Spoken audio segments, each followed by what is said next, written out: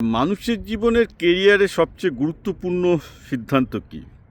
সে কোন স্কুলে ভর্তি হচ্ছে, কোন সাবজেক্ট নিচ্ছে, কোন কোম্পানিতে প্রথম কোম্পানি জয়েন করছে, কোন টিচারের কাছে পড়ছে, কোন দেশে কী করছে,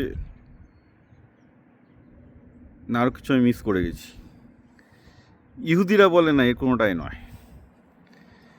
এটা মানুষের জীবনের সবথেকে গুরুত্বপূর্ণ সিদ্ধান্ত হচ্ছে সে কাকে বিয়ে করছে। কেরিয়ারের সবচেয়ে গুরুত্বপূর্ণ সিদ্ধান্ত, কারণ সে কাকে বিয়ে করছে তার উপর ডিপেন্ড করবে যে তার ওয়েলথ মাল্টিপ্লাই হবে নাকি তার ওয়েলথ বেরিয়ে যাবে। এটা ইহুদিদের মধ্যে বলা হয় যে বেশ ফ্ল্যাট কখনো হয় না। বিয়ে করার পর আইদার তোমার সম্পদ বাড়বে অথবা কমবে, ডিপেন্ডিং অন ইউর ওয়াইফ। এটা মনে রাখবেন, এটা ইহুদিদের 3000 বছর ধরে চলে আসা প্রবাদ বাক্য, যে বিয়ে করার পর মানুষের ভাগ্য কখনো ফ্ল্যাট থাকে না, হয় উপরে যায় নাই নিচে যায়। সুতরাং বিয়েটা হচ্ছে যে পুরুষে যাকে বিয়ে করছে that is the probably the most important career decision. এবং সেক্ষেত্রে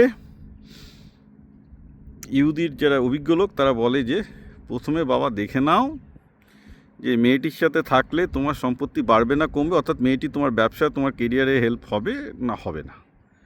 কাছে চলার কথা বলে যে finance is permanent, feeling is temporary.